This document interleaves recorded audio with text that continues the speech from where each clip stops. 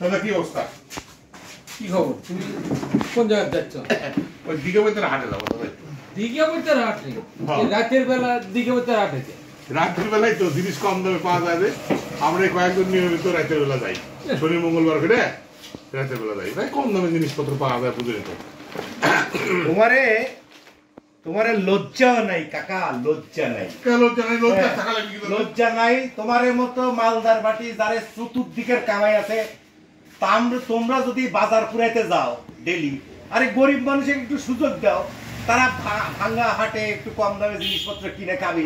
আর তোমার মতো মালদার যায় ওই কথা শোনো, গরিব মানুষ এই 8:30 9টার সময় দাবি হাটে 8:30 9টার সময় দোকান গোছাইলে বাড়ি যায়। আমার মতো মানুষগুলো যায় জন্য কিছু গরিব দুঃখী দোকানদাররা কয়টা পয়সা পায়, তাছাড়া তোমার ফেলা দেওয়া লাগলো নি কি টাকা।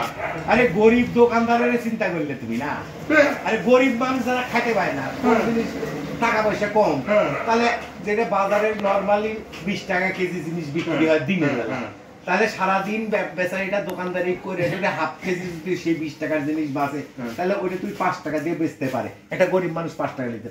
তোমার মতো মালদার পার্টি না না, তুমি বুঝিছ না তো, গরিব মানুষ তখন থাকেই না নেওয়ার জন্য, তখন আর তোমরা যাও বলেই থাকে না।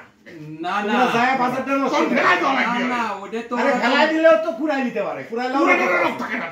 আরে বা তুমি বুঝলে না, টাকা হলো নির্যাতিত নিপীড়িত মানুষের সুখে দুঃখের সাথী। বসেন মানুষের সুখে দুঃখের সাথী বসেন না, কি আছে তা না, ওই জিনিসগুলো ফেলা দিলে এই কুত্তায় খাবি, গরুতে খাবি, হ্যাঁ এই জিনিসটা তো অবলা অসহায় প্রাণী খাইলো। এইরকম মতো মালদার বাটি। আচ্ছা হলো,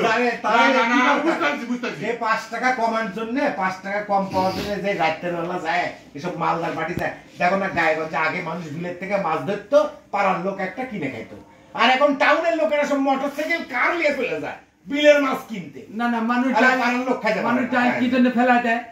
ডাল কি জন্য ফেলা দেয়? কুত্তা খাওয়ানোর জন্য। হ্যাঁ, আমরা কুত্তার মতো, আমরা ছাগলের মতো, আমরা গরুর মতো, আমরা ঠিক আছে মেনে নিলাম, আমরা যাই নিয়ে আসবো। আপনার সমস্যা আছে? না, অবশ্যই সমস্যা আছে, গরিব মানুষের সমস্যা আছে।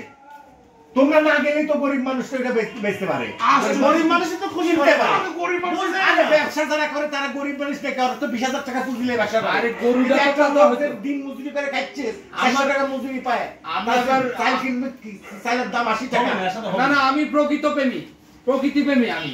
ওটা গরু খায় তো একটু তাজা হবে, কুত্তা মানুষ খাইতে দেয় না, কুত্তা খাইলে তো একটু তাজা হবে। তাও তো কাজ হলো। তাহলে এই যে এইসব প্রাণীরা যায় কেন? আমার প্রশ্ন তো ওই জায়গা, এইসব প্রাণীরা না গেলে তো ওই অবলা প্রাণীরা খাইতে। একটা কথা কই, দেশের যা অবস্থা আছে সামনে, হ্যাঁ ওই কথা বড় বড় লেকচার চলবি না নি। হ্যাঁ বড় বড় লেকচার চলবি না, দেশের বর্তমান যে পরিস্থিতি আছে 4-5 দিন থামো, লেকচার থাকবে না রাতের বেলা। তখন ওই কুড়াই দিতে কোন টড়িতে খুঁজবে লাইট দিয়ে চলো হাঁটো। আরে ঘুরে ফিরে তো একই জায়গা তাসির চল।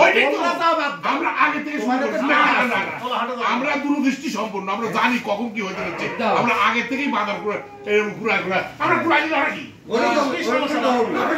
মাস গেলে তোমার লাগবে হচ্ছে 5 লিটার তেল, আর যখনই একটা যে আমদানি বোধ একটু ভেজাল হচ্ছে তোমরা না কিলো 50 লিটার। না না, আমরা কি ওই ধান্দাই বাদ দাও, আমরা যে লাগে তার বেশি একটা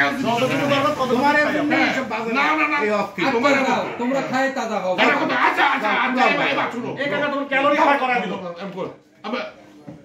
আপনি এই যে ঈদের আগে এই যে এই চালটা রমজান শুরু হওয়ার আগে 10 কেজি করে পিস কিনে, তাহলে জমাটা কিনা জমা কিনা খাও না, সে তো বড় লোক। তোমার বাড়িতে আলু 2 বস্তা আছে আমি দেখাচ্ছি, বড় লোকেরা। আমি তো প্রত্যেক হাট কুড়াতে আলু উলে বাড়িতে খাই, তোমরা আগে আলু জমায় রেখে দিত, লাভটা কি করেছে? হ্যাঁ তোমরা দেশের ক্ষতি করছ না আলু জমায় রেখা।